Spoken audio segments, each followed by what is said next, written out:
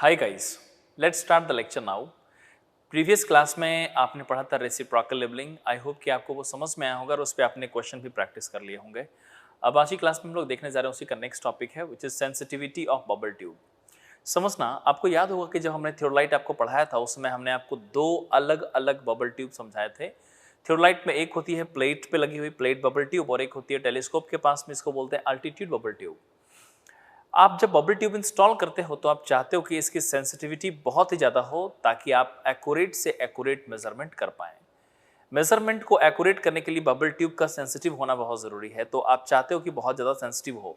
तो बेसिकली ये term sensitive जो मैं यूज़ कर रहा हूँ वो क्या है, आप बस उस चीज़ को ऐसे समझो कि बबल कितनी ज़्यादा एक्टिव है मूवमेंट को लेकर के।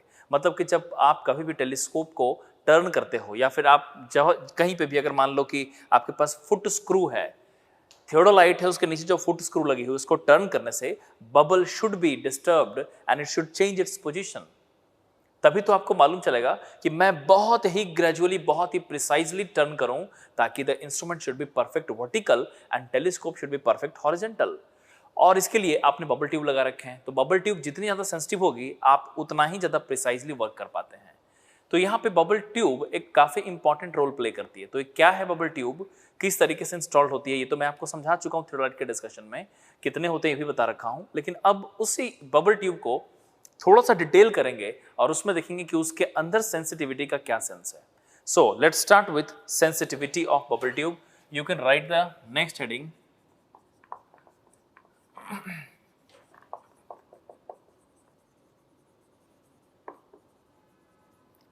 सेंसिटिविटी ऑफ बबल ट्यूब क्या है। सबसे पहले आप ये समझो कि कभी भी जब हम लोग बबल ट्यूब की बात करते हैं तो बबल ट्यूब को कुछ पार्ट्स में डिवाइड किया गया है। ऐसे देखो, दो पार्ट में डिवाइड किया जाता है मेजरमेंट पॉइंट ऑफ व्यू से। तो इसके काफ़ी सारे डिस्कशन हैं, इसको ध्यान से समझना। बबल ट्यूब एक ऐसा डिस्कशन है जिसमें बच्चे कई बार कंफ्यूज होते हैं, ठीक है, समझने में। तो आपको बहुत ही ध्यान से समझना है बबल ट्यूब के कॉन्सेप्ट्स क्या हैं। ये मैंने आपको दिखाया है, ये ब्रास की बॉडी है और ये कुछ इस तरीके से है। I will show you.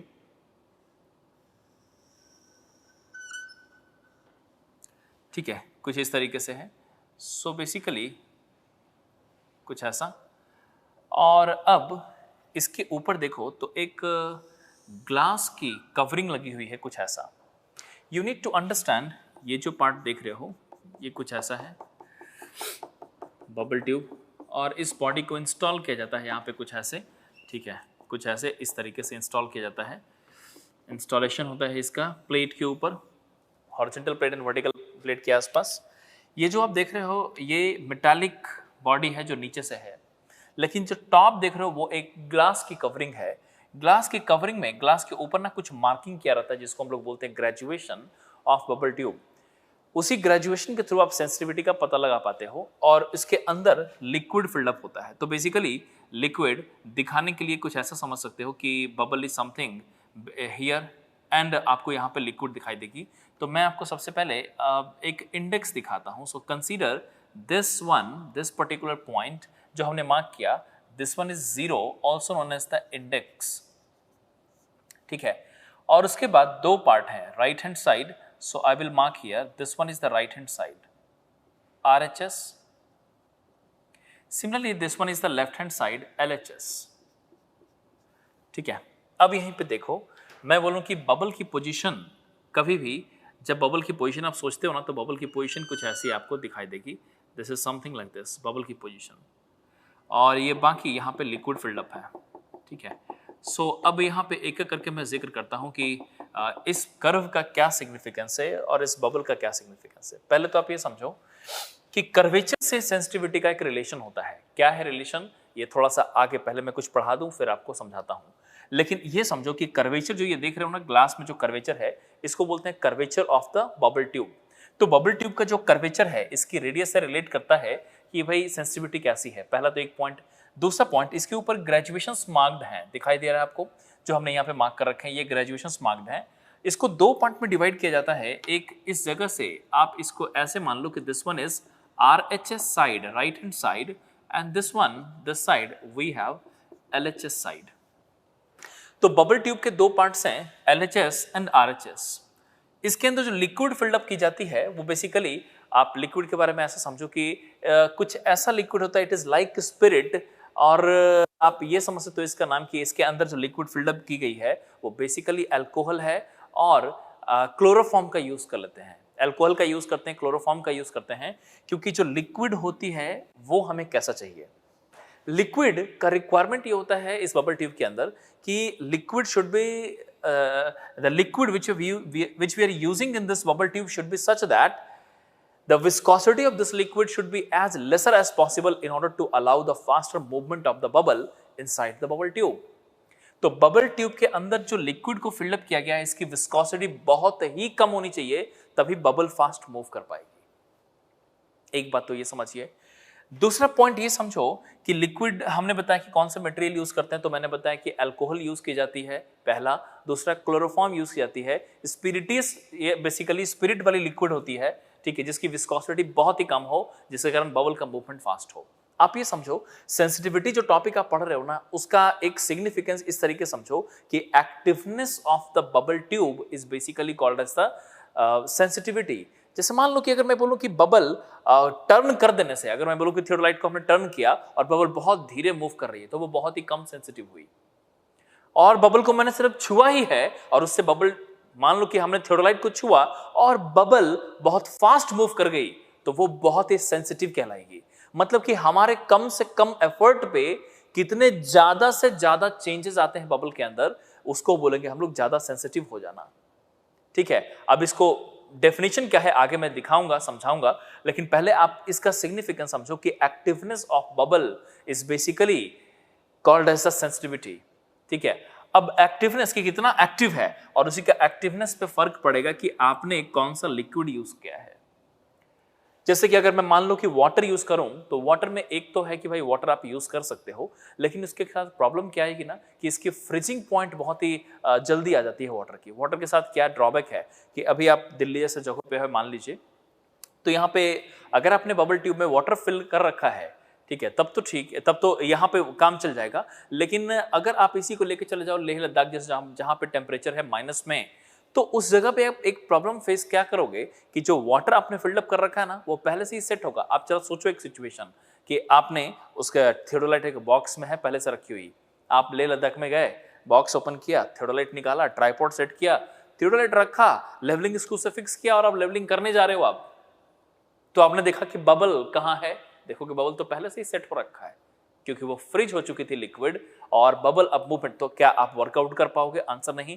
होना कैसा चाहिए कि सिचुएशन कैसा भी हो, कंडीशन कैसा भी हो, एरिया कैसा भी हो, you should be able to work out with the theodolite and the bubble, that means the liquid for the bubble, it should not be freezed in the environment temperature. ठीक है, और इसीलिए हम लोग जो लिक्विड यूज करते हैं कुछ ऐसा यूज करते हैं जिसकी विस्कोसिटी बहुत ही कम हो और उसकी फ्रीजिंग पॉइंट भी बहुत ज्यादा कम हो, ताकि वो नॉर्मल रेंज में उसके फ्रीजिंग का टेम्परेचर का इफेक्ट नेग्लिजिबल हो जाए। ठीक है, और इन्हीं सब बातों को ध्यान में रखते हुए जो लिक्विड का सिलेक्शन करते हैं हम लोग, अल्कोहल यूज करते हैं, क्लोरोफॉर्म यूज करते हैं, बेसिकली स्पिरिट टाइप की लिक्विड होती है वो।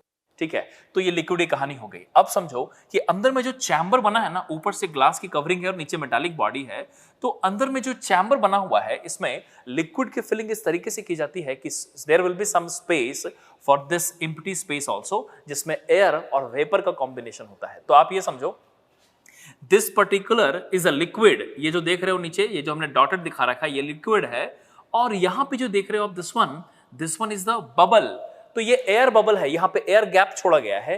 अब आपने उतना ही कंटेंट को फिल किया ताकि आपके रिक्वायरमेंट का बबल साइज बन सके, और ये bubble size is a combination of air and vapour.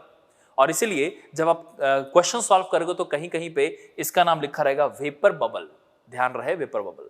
ठीक है, तो ये वेपर बबल यहाँ पे क्या है, इसके अंदर वेपर भी होगा, ठीक है, और एयर भी है, तो उसका कॉम्बिनेशन होता है। So this one is the liquid and this one is the air vapour bubble. ठीक है, चलो इसके अंदर ही कहानी हो गई, मेटालिक पार्ट बता दिया। अब ये ग्लास कर्वेचर बताया, ग्लास कर्वेचर क्यों चाहिए हमें, आखिरकार कर्वेचर क्यों चाहिए, can't we make it as straight. तो अगर आप डायरेक्टली देखोगे ना ध्यान से बबल ट्यूब को, तो दिखने में लगता है कि सिलिंड्रिकल है, कर्वेचर नहीं दिखता है। ठीक है, ध्यान से देखोगे तो आपको वो कर्वेचर भी दिखाई देगा। ठीक है, this curvature is mandatory to provide, इसी कर्वेचर के थ्रू हमें आइडिया लगता है, ठीक है, कि बबल का साइज क्या रखना है और कांस्टेंट साइज ऑफ बबल। जैसे मान लो कि बबल अगर यहां से टर्न करके यहां आ गई ना, तो भी कांस्टेंट साइज ऑफ होगी, मतलब ये वाली जो साइज है ना, the same size you will get here here here, but कई बार क्या होता है कि बबल की साइज पोजीशन चेंज करने से अलग अलग भी हो जाती है। In some cases you may find the size of the bubble, the length of the bubble, this may change a little by changing its position. So doesn't matter, उस case में भी हम लोग वर्कआउट कर लेते हैं। तो अब यहीं पे, अब ये तो हमने आपको बताया बबल का कॉन्सेप्ट और लिक्विड का कॉन्सेप्ट, और इसके ऊपर जो ग्रेजुएशन से आप उसका कॉन्सेप्ट सिखाता हूं। The bubble, generally the size or the length of bubble is constant throughout the bubble tube, but in some cases you may see the length of the bubble, it may change at the different places. तो यहां पे हो सकता है अलग है, यहां पे अलग है, यहां पे अलग है, आपको ऐसा नजर आ सकता है, ठीक है। तो अब उस केस को भी अपने दिमाग में रखिएगा, ठीक है। अगला तीसरा पॉइंट देखो, जो ग्रेजुएशन है, through the graduation you actually identify that how many numbers of division travelled by the bubble, कितने नंबर ऑफ डिवीजन ट्रेवल किया बबल ने, हम लोग ये पता करना चाहते हैं, ठीक है। तो आप बताओ कि अगर मैं थियोडोलाइट को कहीं पे भी थोड़ा सा भी घुमाऊं, किधर किसी भी डायरेक्शन में, तो होगा क्या कि बबल अपना पोजीशन चेंज करेगा। और यहीं पे अब आता है सेंसिटिविटी का डेफिनेशन। आप बता दो, मैं बोलूं कि पोजीशन चेंज करने से bubble will change its position.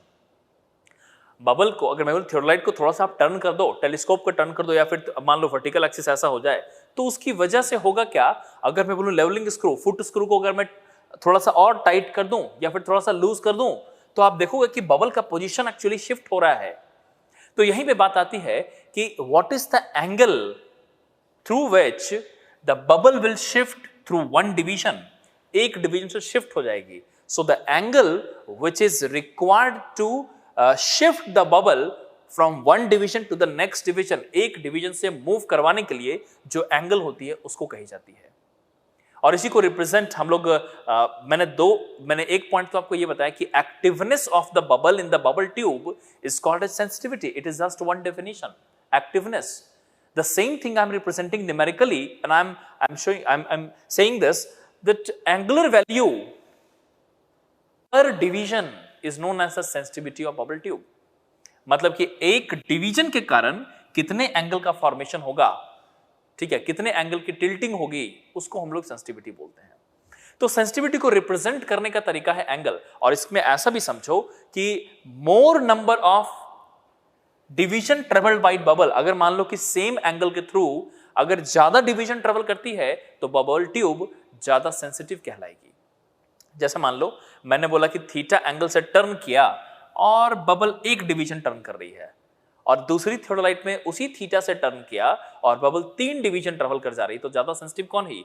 हमने एफर्ट यहां भी थीटा लगाया और दूसरे में भी थीटा लगाया। तो पहले वाले में थीटा लगाया ना तो एक डिवीजन आगे गई, लेकिन दूसरे वाले में वही थीटा लगाया तो 3 डिवीजन आगे चली गई। तो बताओ ज्यादा एक्टिव कौन हुआ? ज्यादा एक्टिव जिसमें 3 टर्न की, और इसीलिए जो 3 टर्न कर रही है ना वो हमारी ज्यादा सेंसिटिव कहलाएगी।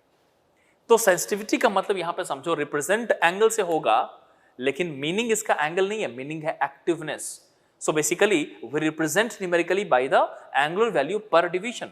जनरली बबल ट्यूब में एक डिवीजन की लेंथ होती है 2 mm, तो इसको कई बार ऐसा भी लिखा जाता है कि एंगुलर वैल्यू पर 2 mm या फिर per division is known as the sensitivity. ठीक है, अब मैं आगे बढ़ता हूं, इसमें काफी सारी डिटेलिंग है। ठीक है, तो सबसे पहले सेंसिटिविटी का डेफिनेशन आप यहीं पे स्टार्टिंग में ही लिख लो, आगे मैं आपको समझाता चलता हूं। तो सबसे पहले लिखिए, आपने लिखा है हेडिंग में सेंसिटिविटी ऑफ बबल ट्यूब, एक लाइन वहां पे मेंशन करना। नीचे लिखो, activeness of bubble in bubble tube is known as the sensitivity. Activeness of bubble in bubble tube, activeness of bubble in bubble tube is known as sensitivity. Activeness of bubble in bubble tube is known as sensitivity is one point. उसी के नीचे लिखो, numerically it is represented by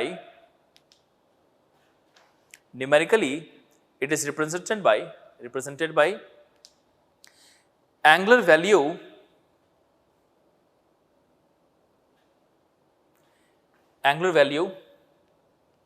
per division of bubble, per division of bubble।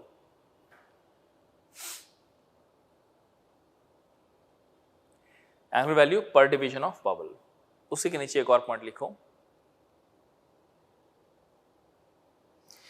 Due to same angular value due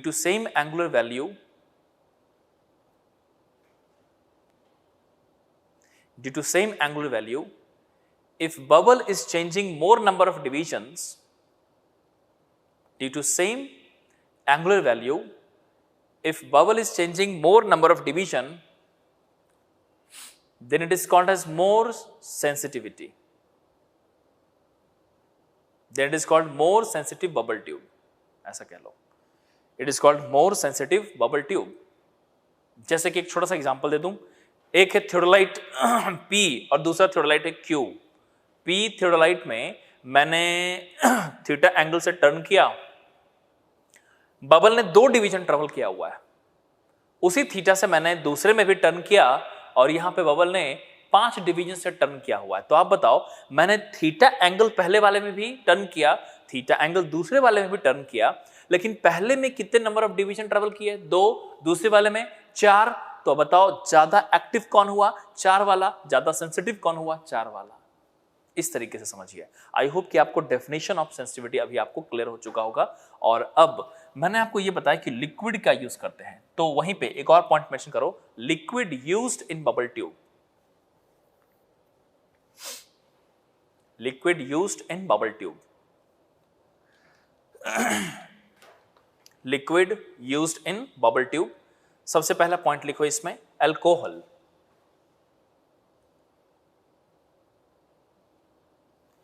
alcohol.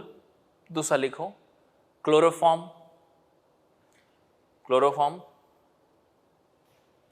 ठीक है, bracket में mention कीजिए due to very low viscosity. Due to very low viscosity, ठीक है। उसी के नीचे एक और पॉइंट में लिखो, lower viscosity permits faster movement of bubble.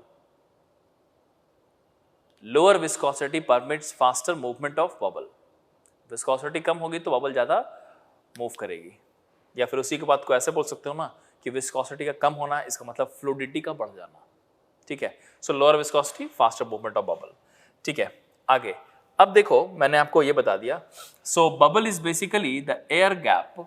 It is the air gap in which it is the we can say कि ये जो बबल बनी है, it is basically in this bubble we have air and we have vapor also, and that is why sometimes it is known as the vapor bubble.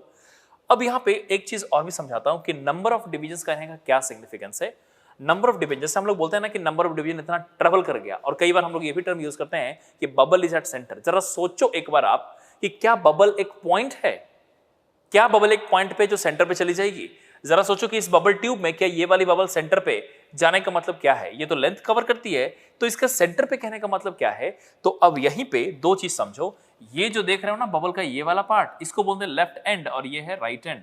सो यहीं पे आप समझो this one is left and, ये जो देख रहे हो bubble का, और ये हो जाएगी राइट एंड बबल का। So left end and right and, अब मैं आपको काउंट करके दिखाता हूं कि ये 0 है। LHS में कितने पे है लेफ्ट एंड? 1 2 3 4। राइट एंड कितने पे है RHS में? 1 2 3 4।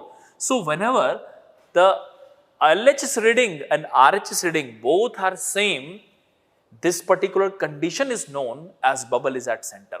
तो हमने कई बार क्लास में यूज किया है टर्म कि बबल इज एट सेंटर। तो समझ कि बबल इज एट सेंटर कहने का मतलब सिर्फ इतना ही है कि जब भी बबल सेंटर पे आएगी ना, the left hand and right hand, left end and right hand both will be covering the same number of division with respect to index.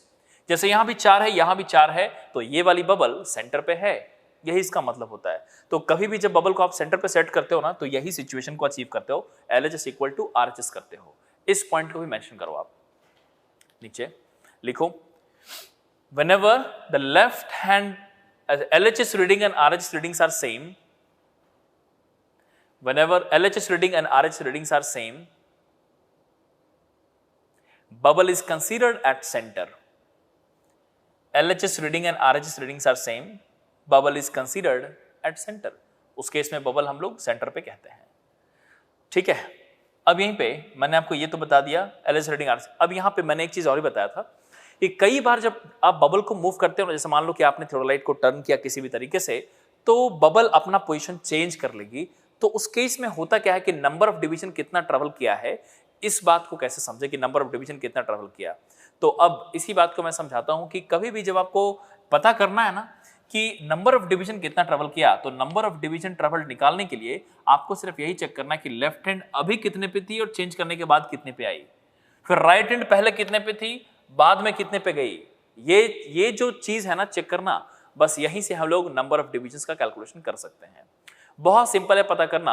अब यहीं पे मैं आपको एक सिचुएशन दिखाता हूं, how to calculate the number of division. Calculation of number of division. अब ये मैं एक वो केस दे रहा हूं जिसमें equal number of division cover नहीं हो रही है। अगर इक्वल होती तो वेल एंड गुड, अगर इक्वल नहीं है, जब ये सीख लोगे तो इक्वल वाला बहुत आसान हो जाएगा आपके लिए। अभी मैं आपको एक सिचुएशन दिखाता हूं। जैसे मान लो कि ये बबल ट्यूब है, ठीक है, और यहां पे ये है इंडेक्स, आपको मालूम है कि ये LHS है और ये वाली RHS है।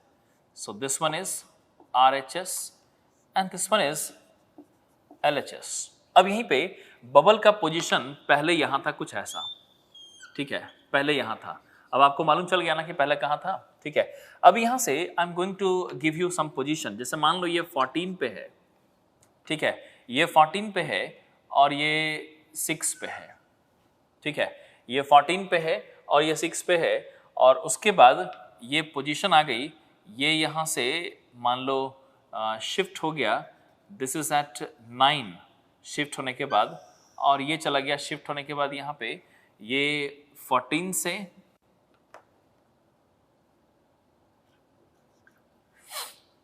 तो जरा सोचो, ये 14 से 10 आ गए। यहां पे देखो, अब आपको समझ में आ जाएगा। मैं पूछूं कि बबल, आप देखो कि बबल ट्यूब के अंदर बबल पहले थी लेफ्ट एंड 14 पे और फिर चली गई 6 पे। अब इसी बात को ना टेबुलर फॉर्म में कई बार ऐसा लिखता है, वो भी मैं आपको समझा दे रहा हूं, ठीक है। समझना जरा कि कंडीशन 1 और कंडीशन 2, ठीक है, ये है LHS रीडिंग और ये है RHS रीडिंग, इस तरीके से लिखी जाती है। तो ये टेबल हो सकता है क्वेश्चन के अंदर भी आपको देखने को मिल जाए। तो कंडीशन 1 में क्या है कि LHS रीडिंग है 14 और RHS रीडिंग है 6। कंडीशन 2 में LHS रीडिंग है 10 पे और RHS रीडिंग है 12 पे, ऐसा लिखा रहेगा। तो इसका मतलब यही समझना कि जो पहले सिचुएशन में बबल है उसका LHS 14 पे है, ठीक है, और RHS 6 पे है, कुछ ऐसा। तो आप जानते हो ना, ये यहां से कुछ ऐसा रहा होगा 1 2 3 4 5 6 और ये यहां से 12, फिर इधर से 1 2 3 4 5 10 और इधर से ये 14 पे। अब आप समझो कि पहले वाली कंडीशन में ये 6 पे, ये 14 पे और 6 पे, दूसरे वाली कंडीशन में 10 पे और 12 पे। तो मैं पूछूं कि नंबर ऑफ डिवीजन कितना ट्रेवल किया बबल ने, तो ये बहुत आसानी से आप निकाल सकते हो। नंबर ऑफ डिवीजन का टेक्निक समझो।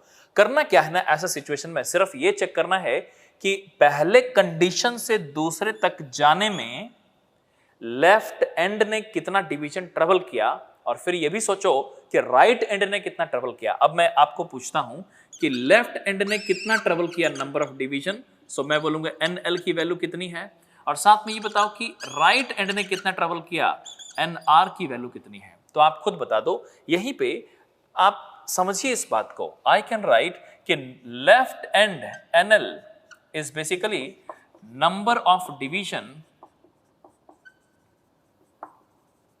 traveled by left end, और NR is number of division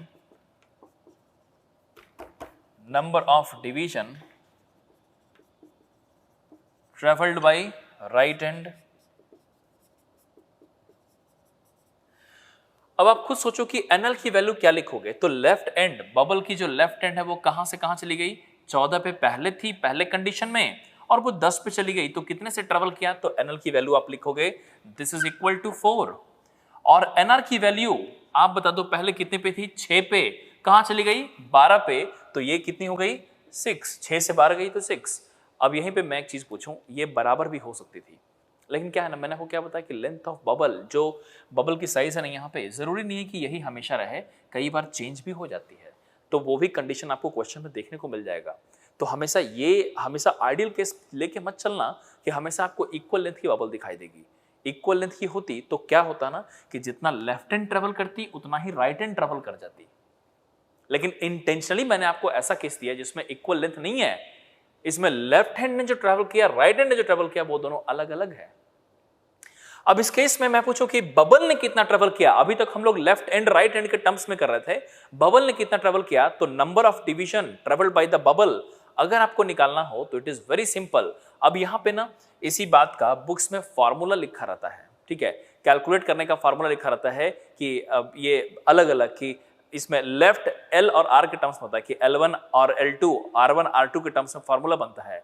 मैं आपको सजेस्ट ही नहीं करूंगा कि फॉर्मूला कोई भी रटो आप अननेसेसरली, भाई जहां पे सिंपल टेक्निक से बनता है ना वहां पे फॉर्मूला के लिए अननेसेसरली मेमोरी खराब मत करो, ठीक है।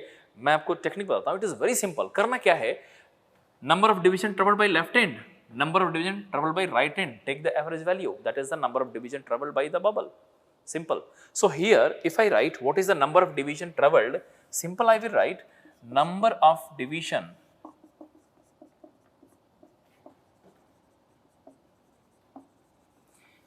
traveled by bubble is n की value, this you can write left hand travel plus right hand travel whole divided by 2. ये भी रिलेशन नहीं है, ये मैं आपको बस समझा रहा हूं कि करना क्या है, सिंपली लेफ्ट हैंड कितना ट्रेवल किया, राइट हैंड कितना ट्रेवल किया, उसका एवरेज लेना है। अब डेटा देख के ना तुरंत ही आप वर्कआउट कर सकते हो। बताओ कितना हुआ था, 4 + 6/2, can I write 5 number of division? यही काम करना है। This is how we calculate the number of division travelled by the bubble. तो सिचुएशन आप यहाँ पे याद रखो, जब भी आप सेंसिटिविटी के क्वेश्चन सॉल्व करोगे ना तो इस वाले कैलकुलेशन की जरूरत आपको पड़ जाएगी, ठीक है। अब जरा सोचो, अगर मैं बोलूं इक्वल होती तो बहुत सिंपल था, लेफ्ट हैंड का ट्रेवल राइट हैंड का ट्रेवल इक्वल हो जाएगा, तो भाई जो आया वही तो आंसर है। अगर ये भी 4 है और ये भी 4 है तो आंसर 4 हो गया। 4 + 4/2 एवरेज यू हैव टेकन। तो आपने बेसिकली ये केस देखा ना कि लेफ्ट हैंड राइट हैंड अगर अनइक्वल हो तब कैसे वर्कआउट करते हैं। ये समझने से जो स्टैंडर्ड केस बनती है इक्वल वाली, वो तो और भी आसान लगेगा आपको अब, ठीक है। तो ध्यान रखना है कि हमेशा नंबर ऑफ डिवीजन बबल पे इसी टेक्निक से निकाले जाते हैं एंड फालतू का फार्मूला रटो मत, ठीक है। काफी आसान है, इसको इस तरीके से याद रखिए, ठीक है। बाकी आपकी मर्जी की नहीं, फार्मूला भी तो हमने जो बुकलेट है आपके पास में सर्वे के उसमें दिया हुआ है, ठीक है, वहां से भी रट सकते हो, लेकिन मत रटो। इट इज सिंपलेस्ट मेथड, ठीक है, जिसको रटने की भी जरूरत नहीं। आपको मालूम है कि सिंपली हमें लेफ्ट हैंड का ट्रेवल राइट हैंड के ट्रेवल का एवरेज लेना है। This is how you need to work out, ठीक है। हमने अभी तक सेंसिटिविटी का कॉन्सेप्ट स्टार्ट नहीं किया है, मैंने अभी तक सिर्फ बबल ट्यूब को समझाया कि बबल ट्यूब क्या है। मैंने आपको यह बताया, now look at this diagram, मैंने आपको यह बताया कि इस मेटालिक बॉडी में ऊपर से ग्लास की कवरिंग है, उसके ऊपर डिवीजन है, तो उसमें लिक्विड क्या है, बबल क्या है, लिक्विड ऐसा क्यों है, बबल में क्या होता है, फिर हमने बताया डिविजन्स क्या है, राइट हैंड एलएचएस का मतलब क्या है, इंडेक्स का मतलब क्या है, और नंबर ऑफ डिवीजन किस तरीके से कैलकुलेट की जाती है। अभी तक आपने यही सीखा है। अब मैं आगे बढ़ूंगा और मैं आपको समझाऊंगा कि भाई सेंसिटिविटी का कैलकुलेशन क्या होता है। सेंसिटिविटी का डेफिनेशन बता दिया मैंने आपको कि एक्टिवनेस ऑफ बबल ट्यूब को बोलते हैं सेंसिटिविटी, लेकिन इसको एम्पिरिकली रिप्रेजेंट इस तरीके से करेंगे कि what is the angular value per division of the bubble tube which can be called as the per division। Division की लेंथ जनरली 2 mm होती है, इसके अलावा कुछ भी हो सकती है, लेकिन जनरली 2 mm की होती है। तो हर एक 2 mm बबल को 2 mm मूव कराने के लिए कितना हमने एंगल से रोटेट किया है, तो वो जो एंगल हमने दिया है एफर्ट एंगल का, उस एंगल के थ्रू हम लोग सेंसिटिविटी को रिप्रेजेंट करते हैं। लेकिन एक्चुअल मीनिंग एंगल से नहीं है, एक्चुअल मीनिंग है कि बबल कितना मूव कर रही है। मतलब कि एंगल मूव करने से अगर बबल ज्यादा मूव कर जाए तो समझ लेना कि वो ज्यादा सेंसिटिव है। इसी बात के एग्जांपल से मैंने बताया था कि 2 अलग अलग बबल ट्यूब में आपने थीटा से ही टर्न किया, एक में कम मूव किया एक में ज्यादा, तो अगर बबल ज्यादा मूव कर रही है तो वो ज्यादा सेंसिटिव बबल ट्यूब कहलाएगी। ये इसका सिग्निफिकेंस है। तो पहले आप इसको लिख लो, फिर मैं स्टार्ट करता हूं। So start writing from here and then complete this calculation of number of division. Complete कर लो।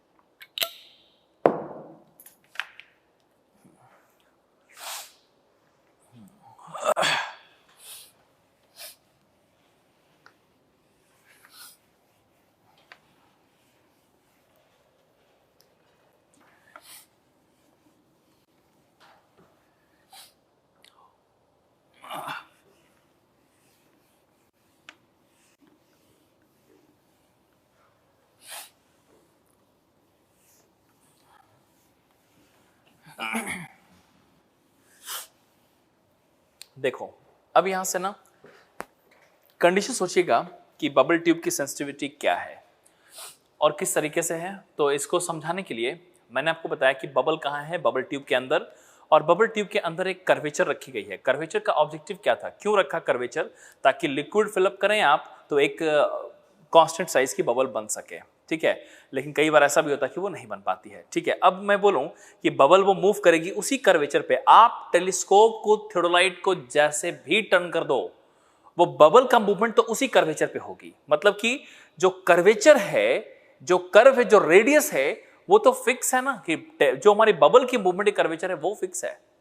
अब यहीं पे एक छोटा सा एग्जांपल दिखाता हूं, इस एग्जांपल के थ्रू आपको सेंसिटिविटी का आइडिया लगेगा। सेंसिटिविटी क्या होती है, डेफिनेशन आप जानते हो, लेकिन हम लोग क्या करने जा रहे हैं अभी कि बबल को हम लोग ये चेक करने जा रहे हैं कि मैं कितना एंगल से मूव करूं कि बबल एक डिवीजन से मूव कर जाए। तो हम लोग क्या करेंगे, बबल को टर्न कर दें पहले, और मतलब कि थियोडोलाइट को टर्न कर देंगे, एंड टर्न करके ये पता करेंगे कि अगर थियोडोलाइट टर्न हुई है तो टर्न करने के बाद बबल कितना डिवीजन ट्रेवल किया है, और वहीं से सब कुछ का आइडिया लग जाएगा। तो एक काम करते हैं, ये है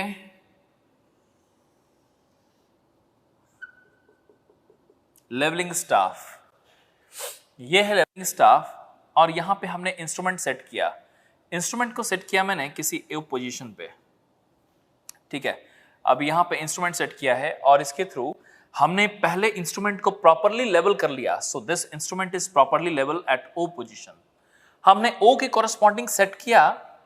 अब आप समझिएगा, ओ के कॉरेस्पॉन्डिंग हमने सेट किया।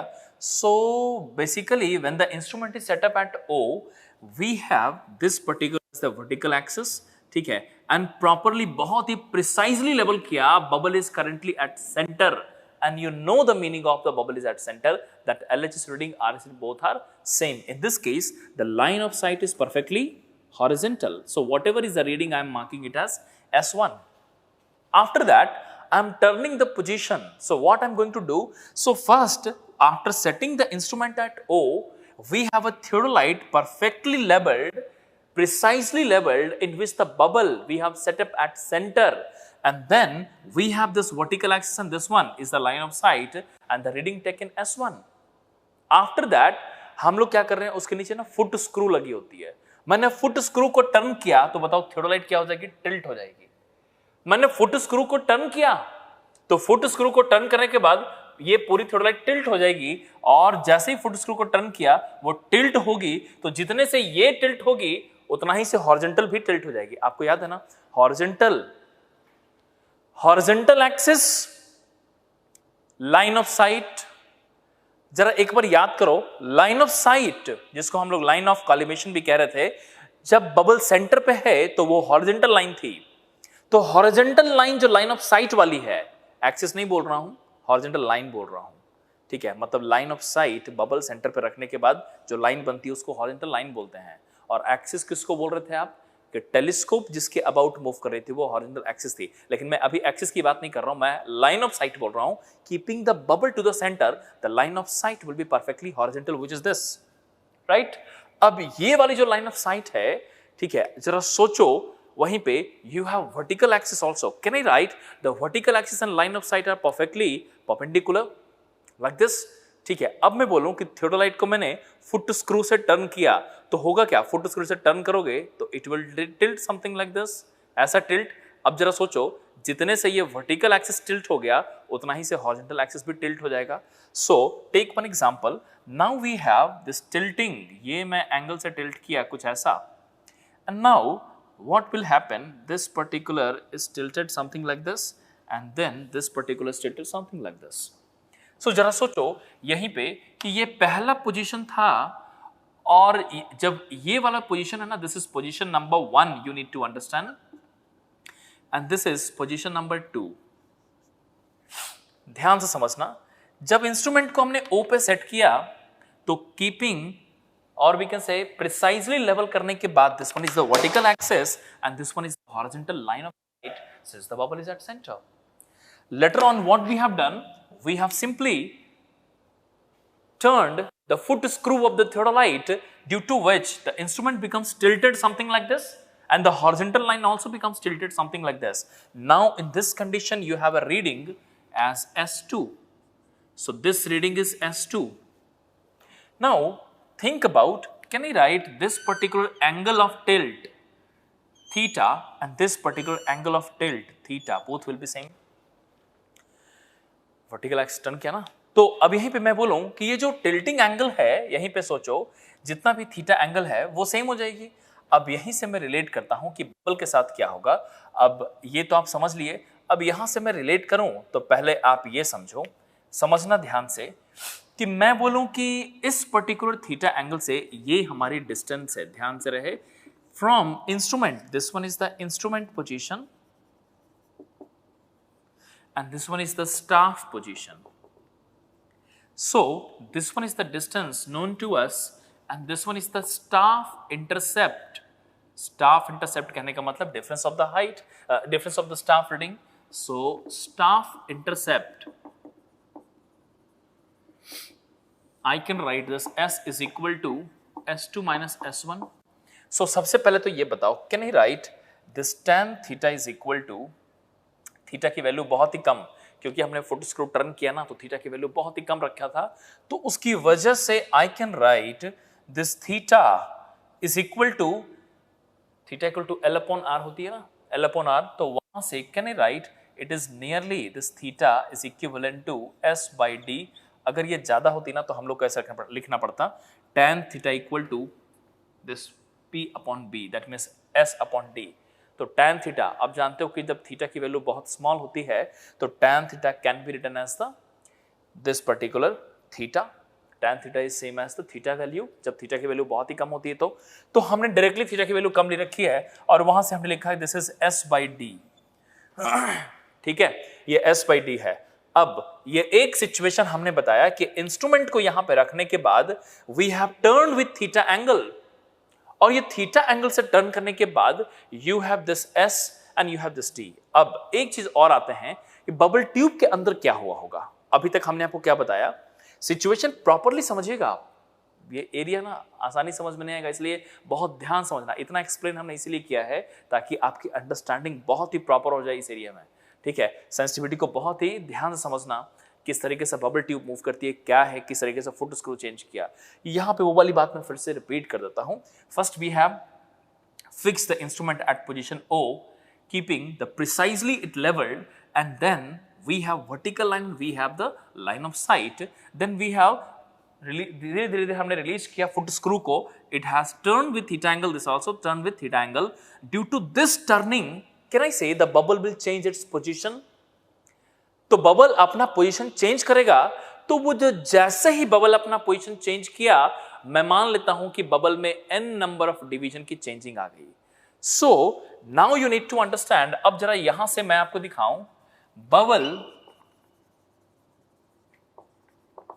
विल ऑलवेज मूव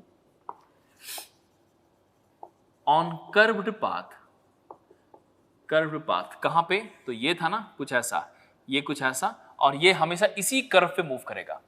ठीक है, सो मैं बोलूं कि भाई एक डिवीजन के कारण कितनी आई, तो आप अब देखो, मैं बोलूं कि जितनी भी डिवीजन टर्न की, ये बबल जितनी भी चली गई, कितना भी पोजीशन चला गया, मैं बोलूं कि इसके कारण मान लो कि ये है बबल ट्यूब का radius, this is the radius of curvature of bubble tube, and पहले बबल ट्यूब इस वाले पोजीशन पे थी और उसके बाद इस वाले पोजीशन, कहीं पे भी आप सोच लो, तो n नंबर ऑफ डिवीजन जो ट्रेवल की ना बबल, वो यहां से n number of division, n division travel कर ली।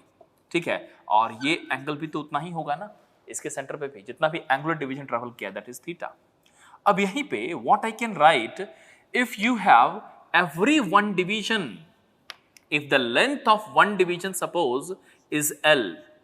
अब यहां पे समझिएगा, this L is what, length of one division of bubble tube. L is length of one division of bubble tube and R is radius of curvature of bubble tube. Radius of curvature of bubble tube. तो पहले आप ये समझो कि हमने क्या बताया कि number of division n travel किया, जो हमने यहां दिखा रखा है, तो n नंबर ऑफ डिवीजन है।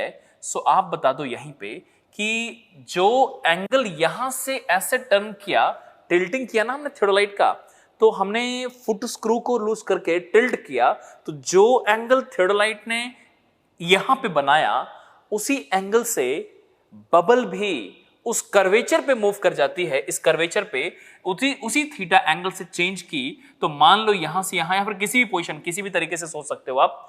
अब मैं बोलूं कि यहां पे कुछ इस तरीके से बबल का चेंजिंग हुआ थीटा एंगल से, so here we can relate what is the theta, so that is also L upon R। लेकिन ये L टोटल कितनी हुई, so every one division length is L and we have total n number of division, so can I write this total length traveled will be NL, ठीक है, this is NL, so अब हो जाएगी NL upon R the value of theta, so this I can write this is NL upon R, ठीक है, इस theta की value NL upon R। अब यहीं पे this is equation 1 and this one is equation 2, so यहीं पे आप ध्यान रखें जो हमने बात बताया यहाँ पे कि N क्या है, N is the number of division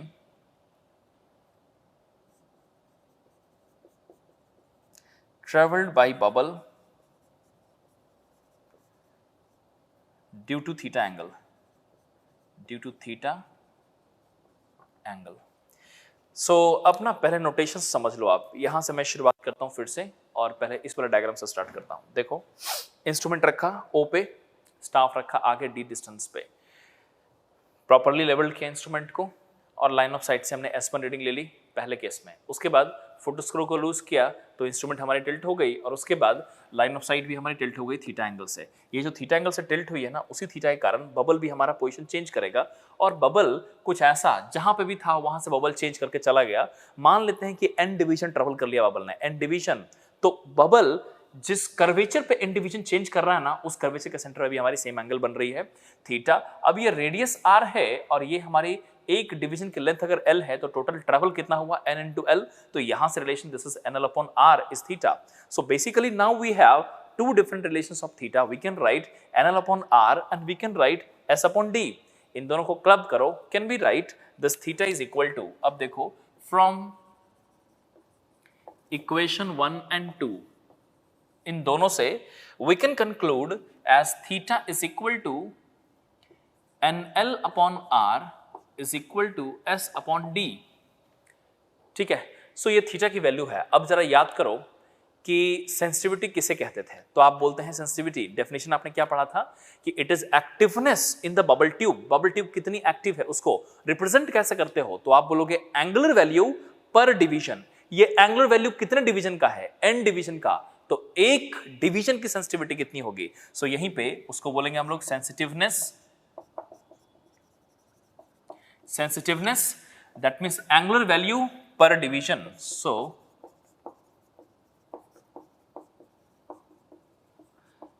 per division, और इसी को मैं लिख रहा हूं अल्फा से, and alpha can be represented simply as theta by n। Theta n division के कारण था, तो एक डिवीजन के कारण कितना हो जाएगा, this is alpha equal to theta by n। So this we can write this sensitiveness is equal to, this is n से डिवाइड कर दो तो it becomes L by R and this becomes S by N D। अब इस relation को पहले आप देखिए, समझिए, और इसमें नोटेशंस आपको बहुत ही क्लियर होने चाहिए कि alpha is the angular value per division, L is the length of one division, R is the radius of curvature, S is the staff intercept, N is the number of division and D is the distance from the instrument to the staff। लेकिन क्या है ना कि यहां से जब भी आप निकालोगे, अगर यहां से कैलकुलेट करोगे ना, तो आंसर हमेशा रेडियंस में आएगी। क्यों? क्योंकि आप देखो L by R कर रहे हो, यहाँ पे S by ND कर रहे हो, तो आंसर आपकी हमेशा रेडियंस में आनी है। क्वेश्चन ये है कि आपको रेडियंस में चाहिए, क्योंकि रेडियंस की वैल्यू बहुत ही बड़ी होती है। आपको याद होगा pi radian is equal to 180 degree होती है, ठीक है। सो अगर वहां से कैलकुलेट करोगे ना, it will very difficult for you to represent the value, because it will be very very small. Sensitivity की वैल्यू ना बहुत ही कम आती है, सेकंड्स में दिखाई देगी इसकी वैल्यू। तो हमें क्या करना, यूनिट को चेंज कर लेना है। हम क्या करेंगे, इस रेडियन से सेकंड में कन्वर्ट कर लेंगे। तो कन्वर्जन में करता हूं, I guess you know it is pi radian is equal to 180 degree, ठीक है। So 1 radian is equal to 180 upon pi degree is equal to, I can write this is 180 upon pi into 60 into 60, seconds, और इसकी value अगर आप simplify करके लिखो, so this comes out, ये आ जाएगी 180 into 60 into 60 whole divided by pi, and this value comes out as 206264.8. ठीक है, और इसी को राउंड ऑफ करके लिखा गया है सर्वे में 1 radian is taken same as 206265 seconds, इतना वैल्यू, मतलब कि हर एक रेडियंस की वैल्यू इतने सेकेंड्स के बराबर होती है। अब हम लोग यहां से रिलेट करेंगे, so let's calculate what is the value. So अब यहां से सेंसिटिवनेस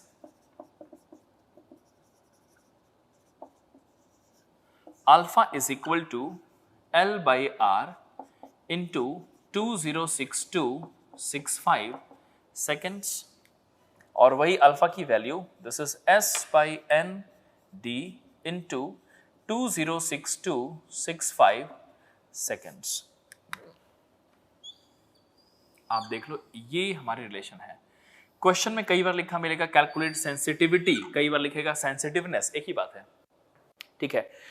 ये हमारी वैल्यू है एक्चुअली, और इसमें L क्या है ऑलरेडी मैंने लिख दिया था, L स्टाफ इंटरसेप्ट क्या है ये सब समझा चुका हूं मैं आपको।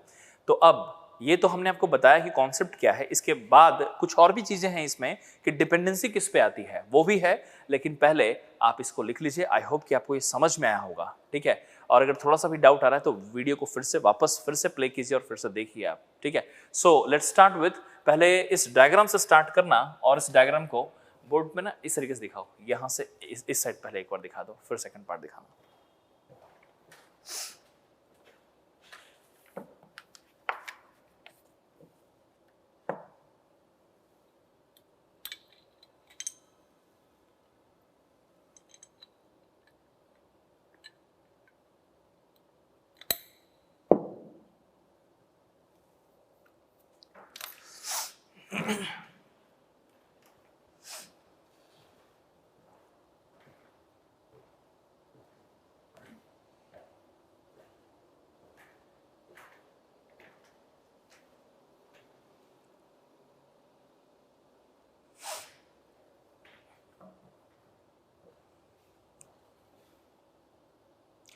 चलो, आई होप कि आपको ये समझ में आ गया होगा। अब ना इसके कुछ डिपेंडेंसीज को लिखते हैं। आपने वीडियो को पॉज करके लिख लिया होगा सारे पॉइंट्स को, और अब यहाँ पे ना कुछ डिपेंडेंसीज भी हैं कि सेंसिटिविटी किस पे डिपेंड करती है। तो मैंने आपको क्या बताया कि एंगल की वैल्यू समझना, जरा जो पॉइंट्स मैं बोलने जा रहा हूँ ये आपको काफी काम देने वाला है। तो इस बात को ऐसे समझो, एंगल तो एक जरिया है रिप्रेजेंट करने का, लेकिन सेंसिटिविटी का मतलब है कि बबल कितनी मूव करती है, बबल कितनी एक्टिव है। तो आप समझो कि सेम एंगल के कारण अगर बबल ज्यादा मूव करती है, बबल मूव ज्यादा कर रही है, एंगल कम है और बबल ज्यादा मूव कर रही है, तो उसको ज्यादा सेंसिटिव बोलेंगे। तो इसी बात को मैं ऐसा भी रिप्रेजेंट कर सकता हूं कि एक ही डिवीजन के लिए एंगल जितनी कम होगी, अल्फा की वैल्यू जितनी कम होगी ना, वो उतनी ज्यादा सेंसिटिव होगी। जैसे कि छोटा सा एग्जांपल ले लो, एक बबल ट्यूब है, उसमें 20 सेकंड है, 20 सेकंड वैल्यू है सेंसिटिविटी की। जरा सोचना, bubble tube a has sensitivity 20 seconds, 20 second की सेंसिटिविटी है। Bubble tube b has 5 second sensitivity. इसका मतलब समझो, 20 सेकंड पे एक डिवीजन मूव कराता है ए, और दूसरा बी जो है वो 5 सेकंड पे एक मूव कराता है। जरा सोचो कि किसकी बबल ज्यादा एक्टिव है। 20 मूव किया तो एक डिवीजन, और यहां 5 मूव किया तो एक डिवीजन। ज्यादा बेटर क्लैरिटी के लिए काम करो, दोनों को 20 से मूव करो। तो इसको 20 से करोगे तो एक डिवीजन, उसको 20 से मूव करोगे तो 4 division. Which one is more sensitive? तो आप बोलोगे सेकंड वाला ज्यादा सेंसिटिव है। लेकिन जरा सोचो, एंगल की वैल्यू पहले में क्या थी 20, दूसरे में क्या थी 5। इसका मतलब कि एंगल की वैल्यू का कम होना, मतलब ये जो एंगुलर रिप्रेजेंटेशन है ना अल्फा, वो जितनी कम होगी ना वो उतनी ज्यादा सेंसिटिव होती है। मतलब कि बबल ट्यूब को आप ज्यादा सेंसिटिव तब कहोगे जब इसकी एंगुलर वैल्यू बहुत ही कम होगी, अल्फा की वैल्यू बहुत ही कम आएगी। मतलब कि lesser the alpha value more the sensitive bubble tube is. मतलब कि मैं 20 सेकंड वाले को ज्यादा सेंसिटिव ना करके 5 सेकंड वाले को ज्यादा सेंसिटिव कह रहा हूं, क्योंकि वो 5 सेकंड पर ही एक डिवीजन मूव करा दिया, और ये 20 सेकंड मूव करके एक डिवीजन मूव कराता है, ठीक है। और इसलिए 5 सेकंड वाली हमारी ज्यादा सेंसिटिव हो पाएगी। आई होप कि आपको ये समझ में आया होगा। अब बात करते हैं सेंसिटिविटी किसके डिपेंड करता है। तो सबसे पहले एक एक करके आप पॉइंट्स नोट करते जाना। नीचे लिखो, इतना तो आपने लिख लिया होगा। इसके बाद नीचे एक नोट मेंशन करो और नीचे लिखो sensitivity of bubble tube increases with, sensitivity of bubble tube increases with, किस किस चीजों से पे इंक्रीज, किस किस चीजों से ये इंक्रीज करता है? तो आप बताओ sensitivity of bubble tube increases with में सबसे पहला पॉइंट लिखिए, बताओ विस्कोसिटी से रिलेट करूं तो क्या बोलोगे आप? तो आप बोलोगे विस्कोसिटी जितनी कम होगी बबल उतनी ज्यादा एक्टिव होगी। तो हम लोग लिखेंगे bubble tube, this sensitivity of bubble tube increases with decrease in viscosity, viscosity का कम होना सेंसिटिविटी बढ़ जाएगी। सो पहला पॉइंट था, नीचे लिखो sensitivity increases with decrease in viscosity. दूसरा पॉइंट पहले पूछता हूं, फिर लिखने के लिए बोलूंगा तब लिखना। दूसरा पॉइंट है रफनेस इन द ट्यूब। जरा सोचो आप कि अगर ट्यूब जो है, ट्यूब के अंदर जो लिक्विड है, अगर मैं अंदर में रफनेस बढ़ा दूं तो रफनेस बढ़ाने से जो बबल का मूवमेंट होगा उसको ऑब्स्ट्रक्ट करेगी। तो आप बताओ उसकी रफनेस बढ़ जाएगी तो सेंसिटिविटी क्या हो जाएगी? कम हो जाएगी। हमें क्या बढ़ाना है? तो रफनेस कैसा होना चाहिए? कम, मतलब स्मूथनेस ज्यादा होना चाहिए। नीचे लिखिए उसी का सेकंड पॉइंट में। पहला लिखा था आपने क्या, sensitivity of bubble tube increases with, उसमें पहला पॉइंट लिखा था डिक्रीज इन विस्कोसिटी। उसी के नीचे लिखो दूसरा decrease in roughness in the tube, decrease in the roughness in the tube, decrease in the roughness in the tube. Next अगले पॉइंट पे चलो, तीसरे पॉइंट पे। तीसरा पॉइंट काफी इंपॉर्टेंट है और वो है रेडियस का टर्म। ठीक है, जरा सोचो, मैं पूछूं कि sensitivity increases with radius increase करने से या डिक्रीज करने से? Look at this relation first. और आप बताओ अगर मैं यहां पे लिखूं ना, यहां पे ये जो पॉइंट मैं अभी बताने जा रहा हूं, इसमें ज्यादातर बच्चे कंफ्यूज हो जाते हैं। आप जरा ध्यान से सोचिएगा, मैं आपसे पूछूं कि सेंसिटिविटी रेडियस से कैसे रिलेटेड है, इनवर्सली या डायरेक्टली? सोचो, तो आप में से कई सारे बच्चे तो उसको ये देखेंगे, अच्छा सेंसिटिविटी रेडियस ये तो दिख रहा इनवर्सली, बस वहीं पे फंस गए आप। ऐसा नहीं है, ये मैग्नीट्यूड है और इस मैग्नीट्यूड का कम होने से सेंसिटिविटी बढ़ती है। आप कॉन्सेप्ट पे आओ तब आपको ज्यादा क्लैरिटी आएगी। आपके एग्जाम में ना कई बार आया हुआ क्वेश्चन है इस तरीके से, उन्होंने पूछा है रेडियस को लेकर के कि सेंसिटिविटी इंक्रीजेस, असर्शन रीजनिंग में देखने को मिल जाएगा। पहला लिखता है sensitivity is defined as this, और उसके बाद दूसरे सेंटेंस में लिखेगा, असर्शन में रीजनिंग में लिखेगा कि sensitivity is inversely proportional to radius. और बच्चा दिखता है अच्छा पहले फार्मूला बताया है और उसके बाद लिखा है इनवर्सली, दोनों करेक्ट है। लेकिन ये अब ये ना करेक्ट है कि नहीं, पहले थोड़ा सा दिमाग लगाइए आप। It is not like that. Think about, alpha is the angular value through which you represent the sensitivity, but the actual meaning of sensitivity is what? How much number of division bubble is traveling. So more number of division travel due to lesser angle will cause more sensitivity. मतलब angle का कम होना sensitivity का ज्यादा होना है। Number of division का बढ़ जाना बबल के लिए, ज्यादा मूव कर जाना, ज्यादा सेंसिटिविटी है। तो एंगल अल्फा जितनी कम होगी ना उतनी ज्यादा सेंसिटिव। अभी बताया था ना 20 और 5 वाला एग्जांपल, उसी तरीके सोचो कि अल्फा की वैल्यू जो सेंसिटिविटी को रिप्रेजेंट करने के लिए एंगल लिखा आपने अल्फा, उस अल्फा की वैल्यू जितनी कम सेंसिटिविटी उतनी ज्यादा। तो आप बताओ अल्फा की वैल्यू को आप कम कर दो, lesser the alpha more the sensitive, और लेसर द अल्फा कहने का मतलब है मोर द रेडियस। इसका मतलब कि हम लोग ऐसा बोल सकते हैं क्या कि इन this due to increase in the radius sensitivity will increase, it is directly proportional not inversely. अब इस बात पे डाउट नहीं आना चाहिए, प्रॉपर्ली समझ लीजिए आप। फिर से मैं इस बात को बोलता हूं, जरा सोचो, एक काम करो, इस बात को ना अब अलग तरीके से समझाता हूं। मैं पूछूं रेडियस बढ़ा दो, पहले आपको अब समझ में, रेडियस बढ़ा दो, रेडियस बढ़ने से क्या होगा? तो आप बोलोगे अल्फा कम हो जाएगी, और अल्फा कम होने से सेंसिटिविटी क्या होती है? अल्फा तो एंगल है ना, तो एक्टिवनेस पे क्या फर्क पड़ेगा ये सोचो। अल्फा की कम हो जाना 20 और 5, अल्फा कम हो गया, 20 था पहले 5 हो गया, तो बताओ सेंसिटिविटी पे क्या फर्क आया? तो आप बोलोगे 20 वाली कम सेंसिटिव, 5 वाली ज्यादा। अभी समझाया था ना। अगर इसमें कोई डाउट है तुरंत अभी वीडियो को प्रीवियस कीजिए, पहले देखिए, इस बात को डिटेल में समझाया मैंने आपको। ठीक है, तो आप सोचो जरा, रेडियस अगर बढ़ गई तो अल्फा की वैल्यू कम हो गई, radius increase, alpha decrease, and alpha decrease, that means sensitivity has increased, activeness increased, right? So basically radius and sensitivity are directly proportional, not inversely. ठीक है।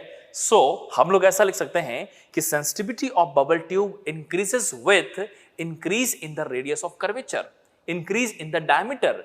और आपकी जानकारी के लिए जो भी डायमेंशन है ना, चाहे वो रेडियस हो, डायमीटर हो या लेंथ हो, वेपर बबल का लेंथ हो, तो आप ध्यान रखना हमेशा कि डायमेंशन बढ़ाने से सेंसिटिविटी बढ़ेगी। ठीक है। अब ये 3 पॉइंट फटाफट उसी के नीचे लिख लो। तो आपने सबसे पहले लिखा था, जो स्टेटमेंट लिखा वो कैसे लिखे, sensitivity of bubble tube increases with, पहले में लिखा था डिक्रीज इन विस्कोसिटी, दूसरे में लिखा था decrease in roughness of the tube, तीसरा लिखो increase in the radius of curvature of tube, increase in radius of curvature of tube,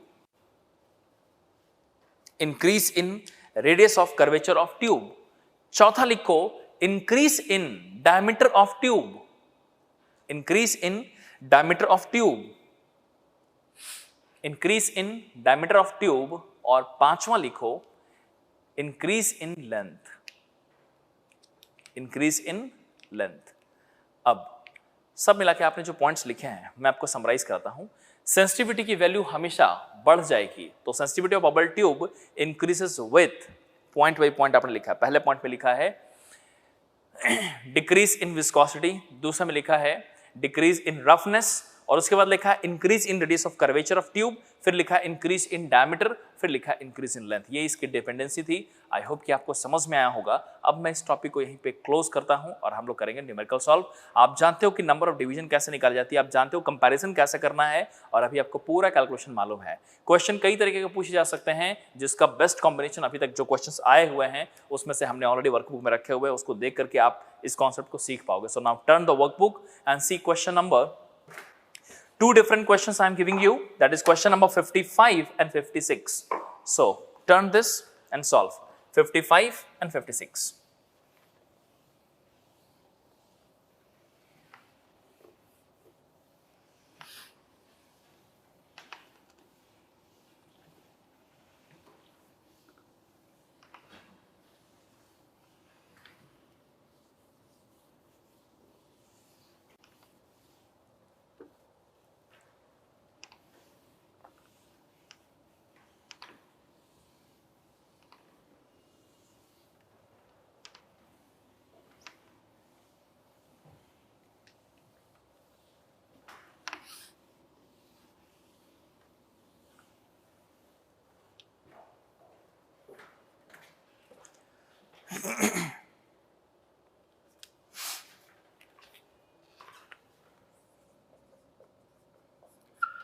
Question number 55. The staff reading taken from an instrument when the bubble was at center. Bubble जब centre पे थी तो staff reading S1 आपको मिली कितनी, 1.62 metre. ठीक है। At a distance of कितना है, 250 मीटर। फिर लिखा है the bubble was then moved by 6 number of division. Number of division कितना हुआ, 6, and then staff reading was taken as 1.95 metre. आप देखो यही क्वेश्चन में दिया हुआ है, S1 रीडिंग दिया हुआ है 1.62, फिर बोला है कि बबल ट्यूब को 6 डिवीजन से मूव कराने के बाद, मतलब कि फुट स्क्रू को चेंज किया होगा, कुछ मूव किया होगा, तो उसकी वजह से बबल अपना पोजीशन चेंज कर लिया 6 डिवीजन, और अब जो स्टाफ रीडिंग आ रही है वो आ रही है 1.95। डिस्टेंस D है 250 मीटर, और length of 1 division of bubble tube भी दिया हुआ 2.5 mm। सबसे पहला क्वेश्चन क्या पूछता है, calculate the sensitiveness of bubble tube. Alpha की वैल्यू पूछी गई है, सेकंड्स में रिप्रेजेंट करेंगे, तो बताओ क्या करने वाले हो अल्फा के लिए। सो सबसे पहले S निकालेंगे, and you know that staff intercept S2 minus S1, and this value is 1.95 minus 1.62, यही है ना, 1.95 minus 1.62, how much you getting, 0.33 metre, यही आ गई ना, 0.33 मीटर, ये आ गई। और उसके बाद D की वैल्यू मालूम है, तो what is the value of alpha, so you know the formula, this is basically S upon ND into 206265 seconds. So let's calculate how much is the value you are getting. So this S value is 0.33 upon N की value 6 number of division, और D की वैल्यू 250 metre, 250 metre, multiplied with 206265 seconds. Let's calculate. कितनी आ गई? So this is 0.33 multiplied by 206265 and whole divide by 6 into 250, and this value we are getting as 45.37 seconds. इसका मतलब समझो पहले कि अगर मैं थियोडोलाइट को 45.37 सेकंड से टिल्ट करूं तो बबल एक डिवीजन मूव करती है, और वो डिवीजन की लेंथ कितनी है आप देख लो, 2.5 mm है इस बार। अब एक और भी सवाल पूछा गया उसमें, क्वेश्चन का सेकंड पार्ट पढ़ो क्या है, लिखा गया है radius of curvature of the bubble tube, आपको आर की वैल्यू चाहिए।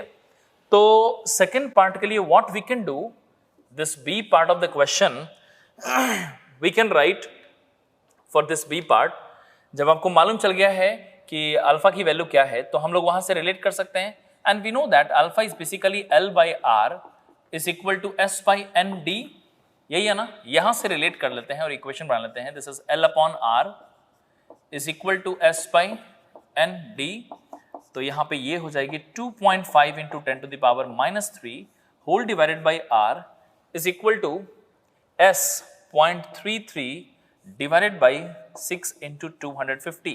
So what is the value of R you are getting? This we can easily write, and 2.5 multiplied by 10 to the power -3 divided by 0.33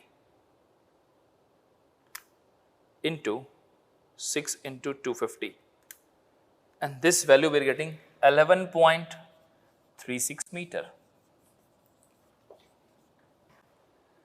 सो इस तरीके से resolve करते हैं problem को। I hope कि आप सबका भी यही आंसर आया होगा। अब समझ में आ रहा होगा आपको किस तरीके से रिजॉल्व कर रहे हैं, ठीक है। अब जो अगला क्वेश्चन है ना 55 सॉल्व किया, 56 मैं चाहता हूं आप खुद से रिजॉल्व करो, आपको बताना है कौन सी बबल ट्यूब ज़्यादा सेंसिटिव है। So just pause the video को पॉज करो और पहले इस क्वेश्चन को सॉल्व करो 56 को, ठीक है। आप इसको लिख लीजिए पॉज करके और उसके बाद क्वेश्चन नंबर 56 को सॉल्व कीजिए। Do it now.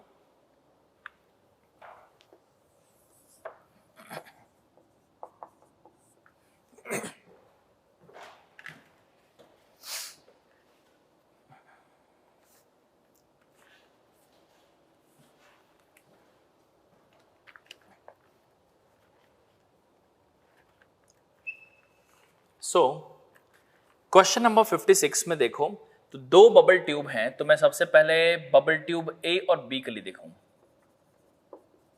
Bubble tube ए आपसे पूछा गया है कौन सी बबल ट्यूब ज्यादा सेंसिटिव है, तो आई होप कि डेटा देख करके आप इजीली आइडेंटिफाई कर पा रहे होंगे। और अगर बबल ट्यूब को मैं दिखाऊं तो ये कुछ ऐसा है बबल ट्यूब, इसमें बबल का पोजीशन मार्क किया गया है और यहां से n की वैल्यू आपको वर्कआउट करनी पड़ेगी, it is not given. So let's find out.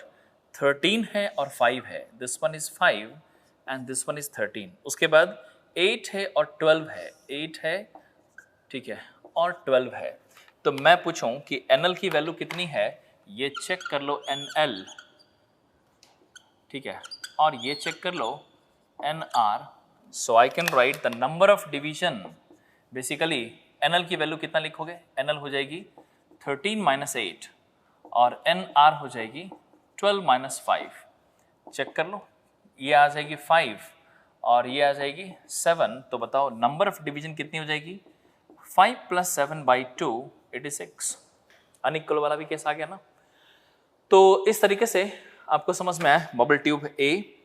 अब इस केस में आपको स्टाफ रीडिंग दिया हुआ, देखो दो केसेस में इन्होंने अलग अलग बबल ट्यूब का रीडिंग, तो आपको नंबर ऑफ डिवीजन मिल गया। और अगर स्टाफ इंटरसेप्ट निकालें तो पहले तो आप बताओ कि स्टाफ इंटरसेप्ट निकालोगे तो ये हो जाएगी 1.767 - 1.681।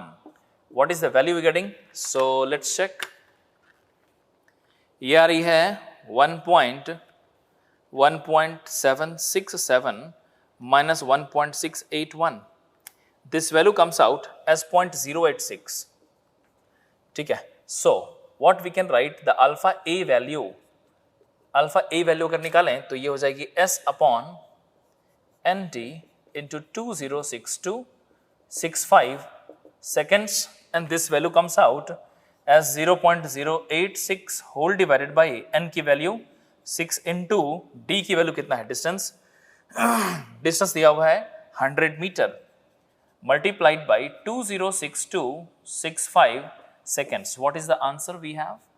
So इसकी वैल्यू निकाल लो. 0.086 into 206265 whole divided by 6 into 100, and this value 29.56 seconds. This is 29.56 seconds is the value. 29.56 seconds is the value. So ये हो गया बबल ट्यूब A. अब बात करते हैं बबल ट्यूब B की. So we have bubble tube B, और इस केस में सबसे पहले n की वैल्यू निकालो, कितनी हो जाएगी. तो जैसे इस वाले केस में निकाला ना नंबर ऑफ डिविजन्स की वैल्यू, वैसे उस वाले केस में भी हम लोग निकालेंगे नंबर ऑफ डिविजन्स की वैल्यू. तो कितनी हो जाएगी यहाँ पे, दिस इज 15 माइनस 6 NL, और ये हो जाएगी 14 minus 3 NR whole divide by 2. Check कर लो कितनी आ रही है. So this is going to be 15 minus 6, देखेंगे तो ये आ गई 9, प्लस ये आ जाएगी 14 माइनस 3 11 बाई 2, ये आ जाएगी 10 नंबर ऑफ डिविजन्स हो रही है. और यहीं पे अगर इस केस में निकालें कि S स्टाफ इंटरसेप्ट कितना है, so this is 1.788 minus 1.635. What is the value? Check this. 1.788 minus 1.635, this value comes out as 0.153 metre. तो अब बताओ अल्फा बी की वैल्यू क्या लिखोगे? यहाँ पे S by ND into 206265 check कर लो. So this value comes out 0.153 whole divided by 10 into D की वैल्यू कितनी है? 100 into 206265. 0.153 into 206265. It is 10 into 100. What is the value? It is 31.56 seconds. अब ये ना यहीं पे रोकता हूँ, आप बता दो. अब यहाँ पे कॉन्सेप्ट क्लियर करने वाला एक क्वेश्चन है. आप खुद बताओ कि इन दोनों में से ज़्यादा सेंसिटिव किसको बोलोगे? एंगल नहीं देखना है, क्या देखना है? एंगल के कारण नंबर ऑफ डिवीजन. ये इतना डिवीजन A अगर ट्रैवल करेगा ना, तो अगर इतना एंगल ट्रैवल करेगा ना, ठीक है, तो इतने एंगल के कारण एक डिवीजन का मूवमेंट होगा इस वाले बबल में, और ये इतना एंगल ट्रैवल करेगा तो इसमें एक डिवीजन का मूवमेंट होगा. अब इसको दो तरीके समझो. एक काम करते हैं, दोनों को 31.56 से मूव करा दो. जब इसको 31.56 से मूव कराया ना, तो ये एक डिवीजन ट्रैवल किया, और इसको 31.56 किया तो एक डिवीजन से ज्यादा मूव किया. तो ज्यादा सेंसिटिव कौन हुआ? Of course A is more sensitive. इसी बात को समझने का दूसरा तरीका भी ये था कि जिसकी अल्फा की वैल्यू कम आएगी वो ज्यादा सेंसिटिव होगी. ठीक है, सो यहां पे हम लोग क्या लिख सकते हैं? ठीक है, here alpha A is less than alpha B, hence bubble tube A is more sensitive.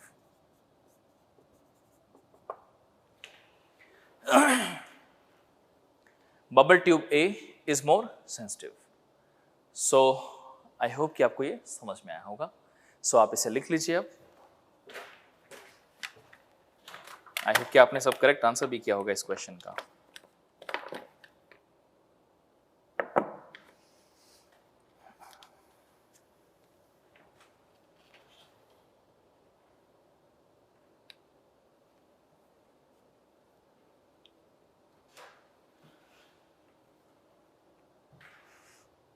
So levelling part यहाँ पे ख़त्म हो गया. अभी आप याद करो चैप्टर 5 हम लोग लेवलिंग डिस्कस कर रहे थे. This levelling part is now finished. Now we have a contour, we have area volume. In the next chapter we will discuss this. Area volume and contour वो भी एक काफ़ी इंपॉर्टेंट एरिया है. उसमें पहले हम लोग कंटूर देखेंगे, फिर एरिया वॉल्यूम देखेंगे. तो वॉल्यूम का कैलकुलेशन कंटूर के बेसिस पर भी है. ये सारी कॉन्सेप्ट हैं, will discuss in the next class. आज के लिए बस इतना ही. Thank you.